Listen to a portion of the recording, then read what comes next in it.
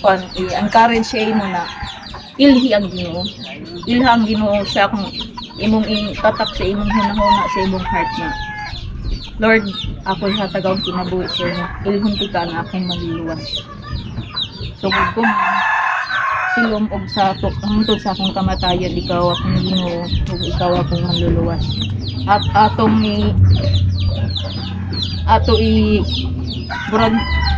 ihatag nga to all kay Lord. Okay. Kung maabot ang judgment day, diha naman ta ikwan, diha naman ta i-judge, diha naman ta hukman kung hay kita dapit. Kung ikaw faithful ba, ikaw ba tinuod ng mga lagad sa Ginoo, diha man ta hukman. So sa sugod ko man, imo na gadud itatak sa imong hunahuna nga wala ilain manluluwas kundi si Ginoo Hesus. So ito mo lang na ako i-encourage sa imo ang pangalagan jud kita sa Ginoo. Atong ang relasyon nato sa Ginoo kay dili na ini kung daon na ta in the last days na gud kita. Daon na ta sa murag sa kuan pa sa lapis pa murag hapit na kita sa eraser. Tungod sa takal-takal murag daon na ta sa eraser. So, mga to, mga alagad dito sa Ginoo.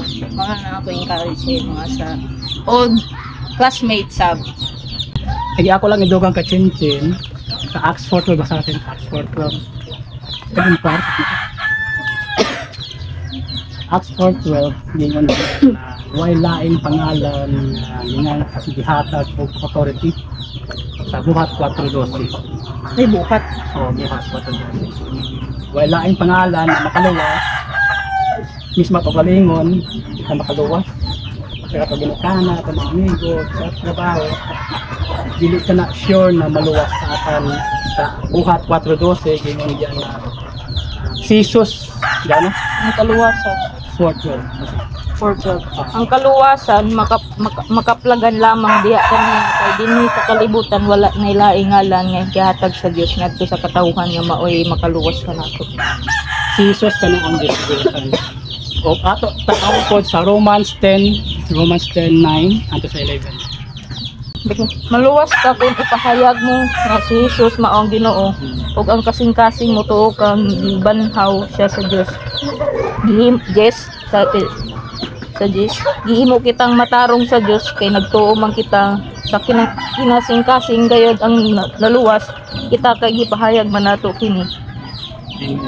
Musalig ka moto ka sa imong kasing-kasing kung isog sa baba nga si Jesus imong gidawat imong tuwa na siya ang Dios og nabanhaw siya moto ka bala na namatay si Jesus og nabanhaw siya o moto ka nga si Jesus namatay sa makausara pero gibanhaw sa Dios o ipakita nga siya ang tinuod na manluwas.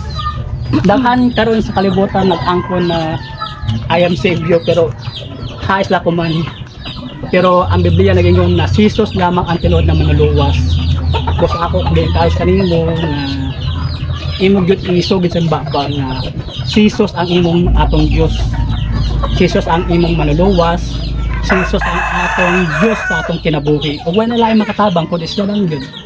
Nga siya ang takayes tong kinabuhi. Anytime, tomorrow is not promise kung makita-kita pa kita. Kasi makaingon sa ato na ugma mabuhay pa ta, di ba? Ang atong kinabuhi sama rin sa usok. Anytime pwede tabawian sa Ginoo. Ang importante, ang pangutana nabatay nila sa Ginoo. Mao na di na may kaulaw i-share ang gugma sa Dios, i-share ang kaluwasan. Revelations 20:15. Mao kay ang atong destinasyon na ang tao gyud na gyud kasiguruhan kung mamatay siya. Kaduha dato kadol nga impyerno ug langit. Ipadayag uno? Ipadayag 20:15. 20.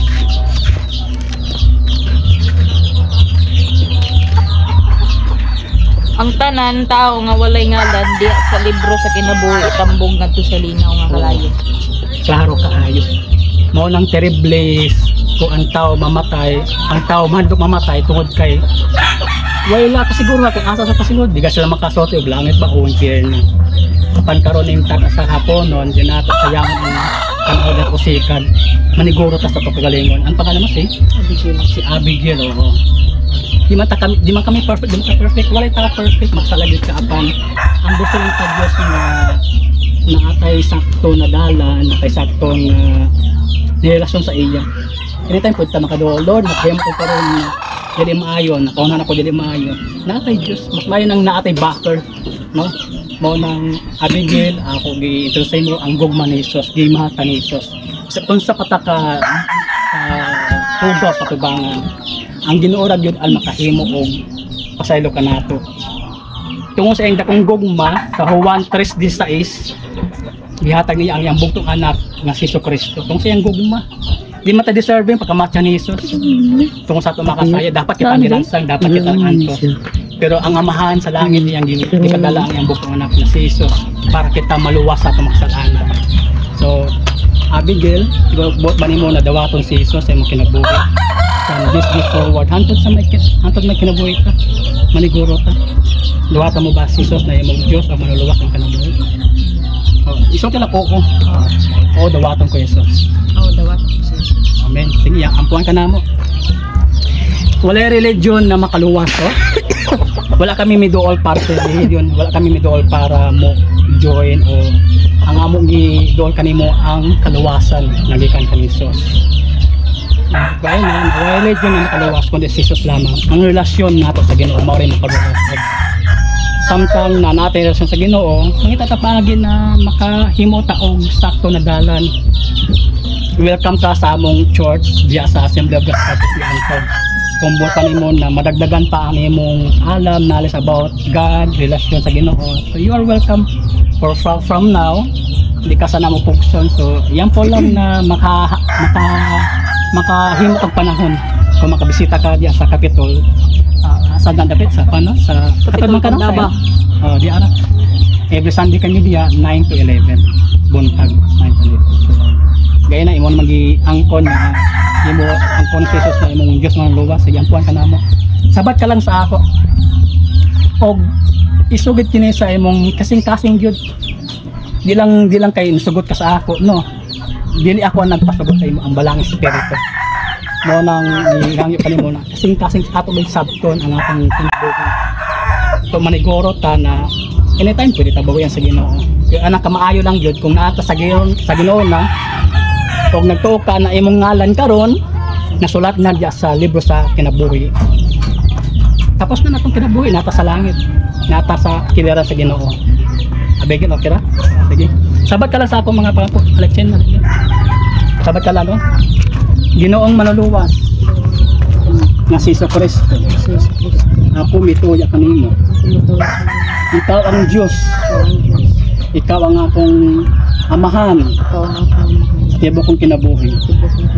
O ako nagtuo na ikaw nabanhaw o nabuhi alang kanako. O salamat sa ningtak na sa kahaponon.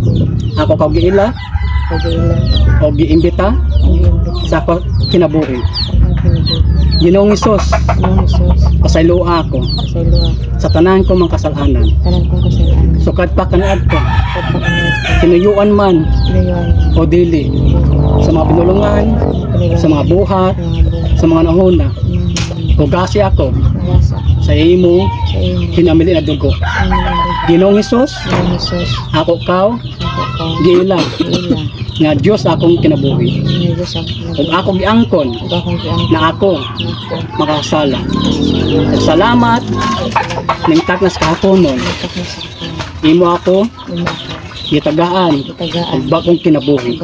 Ug ang akong ngalan ni sulat na diha sa libro sa kinabuhi. Kung nasayad ako Ginoo, nga imo gid ako pasayloon sa tanan ko makasalanan. From this day forward, you will be my Lord and my Savior. Ikaw na po bahala sa akin, Diyos. Sa kagmaon. Ikaw ko mananabang, ikaw ang kaluoy, ikaw ang akong grasya. Tabangi ako Ginoo sa paglakaw na sa kinabuhi na imog yun kahimutan. Salamat ganang Hesus. In Jesus' name I pray. Amen and amen.